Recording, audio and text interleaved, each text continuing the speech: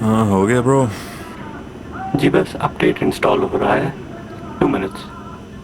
हाँ okay perfect. अच्छा तब तक पिछली वीडियो की रिस्पॉन्स बताना ज़रा। 225 likes and 1360 views. 1,000 views from a country of around 2 billion. That's so inspiring. यार हम इतनी मेहनत क्यों करते हैं? भाई आप निराश ना हो. We just need to rethink the approach of the channel. True. Maybe I can just make memes like everyone else. Right. But बात तो सही है. लोगों को आदत है मीम्स की. बॉलीवुड एडिट्स वगैरह. It's a quick way to get popular. अच्छा आज सेट कौन सा लोड करें?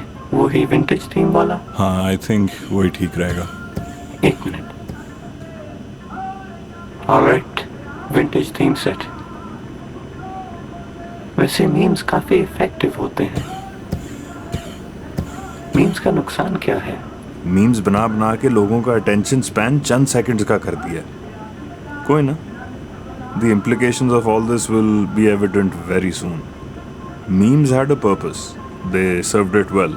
The opposing side has moved on to better techniques, and so should we. नहीं तो catch up खेलते रह जाएंगे. There's a bigger picture we are constantly diverted from with this sensational meme culture. What would I know? I'm just a joker nalayak. Update complete. Chal, anyways, let's do this. Running simulation.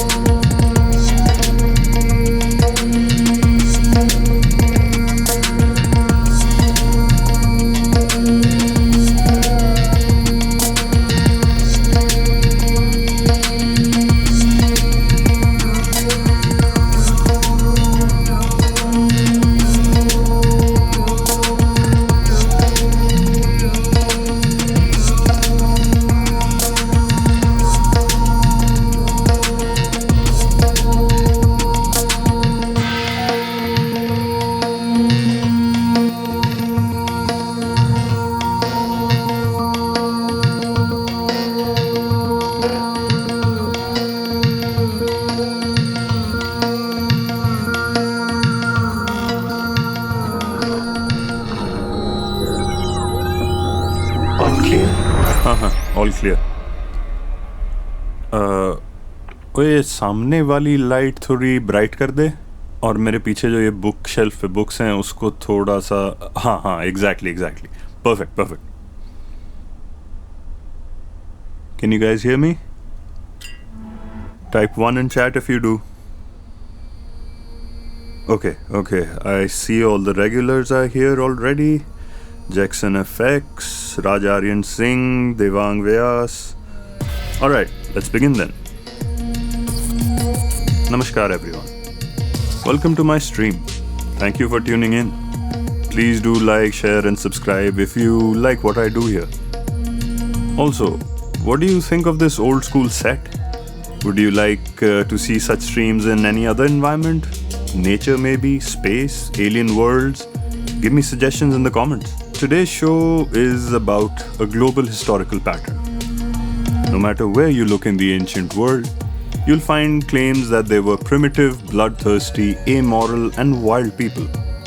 From cannibals to snake charmers, baby blood drinkers to savage rapists, something or the other ends up showing them as barbarians. Today's experts don't doubt for a second that the holy kings of ancient dynasties or tribes, the ones who revered nature, passed on primordial knowledge from generation to generation, erected monumental architecture, used to torture and kill animals and human beings among their own people, while the community watched in awe, and all to please their gods. The universal take on the gory habits of our pagan ancestors was based on depictions of sacrifice on ancient relics like vases, tombs, writings, and excavations. A couple of days ago, I was at a talk by Neeraj Atriji. If you guys don't know who he is and are hungry for some information, check out his channel, link in description. He mentioned something along these lines in his talk. And let's just say things aren't exactly the way they seem. Let's jump into some examples. Have a look at this pic. Experts tell us that this Greek plaque from the 6th century BCE shows a lamb sacrifice. Where's the blood? Was this act of sacrifice always associated with the bloodshed and violence? What about this pic? These Greek angelic ladies? Are they here to slay the bull with what? A carrot? Look at this pic. The Etruscan amphora from the 6th century shows a sacrifice about to happen. About to happen. It's always just about to happen or a preparation for a so-called sacrifice. Never the act of it actually happening, nor its aftermath, with body parts, blood, and a dead animal. In most of these relics, you see that the animal is being decorated and most probably worshipped. Kinda like what we do today. But for the historians, the logic seems to be, if it's sacred, kill it.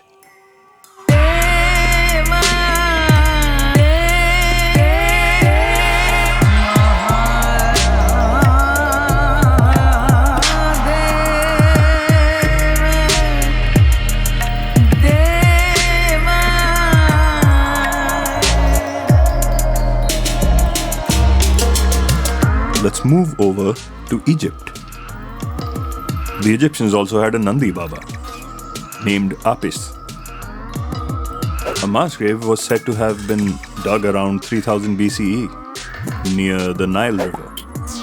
In the mass grave, animals from various species were found: goats, gazelles, baboons, hippopotamus. Automatically, the historians declared the grave to be a result of mass sacrifice. Case solved.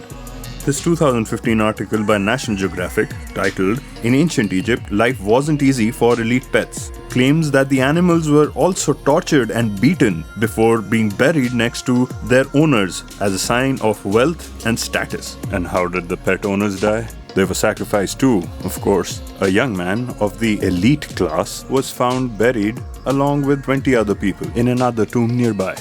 The experts quoted in these articles say they actually don't know how the animals were hurt, but the broken bones lead them to think of torture and sacrifice. It's a bunch of maybes that turn into fact. And we know that nobody cares to read beyond the headlines today. Fake news is a hot topic these days, right? But if you think the news is fake, imagine what a blunder history is. Not far from the animal murdering, astronomically accurate pyramid builders, the Greek Minoans also had a bad rap. They were a society of refined artists and architects. And yet, mainstream historians assure us that they were guilty of human sacrifice. Skeletons dated around 1700 BCE were found under the ruins of a temple. They said an earthquake interrupted a sacrificial blood ritual and the temple was destroyed, killing everybody at the scene. Now, the only source of information we have from this is an article from 1981 by the expert archaeologists who did the excavations, published by none other than National Geographic once again. The authors insist that they are certain of the following facts and bring you proof of human sacrifice among the Minoans. In this dramatic depiction of events, merely based on the author's imagination, we learn that the priest of the town tried to stop an upcoming earthquake by sacrificing a human life to the deity. Did they have seismographs or something?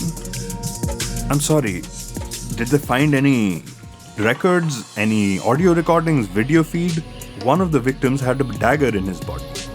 So the only explanation is that he was about to be murdered by a crazed priest who was blinded by faith. All of this from examining the remains of a 4,000-year-old excavation of an earthquake site which was ravaged by fire. If this is all true, why didn't these so-called archaeologists ever publish an official excavation report.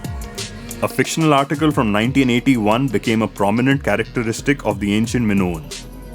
As it turns out, the building may not even have been a temple to begin with, but who cares? The seed had been planted.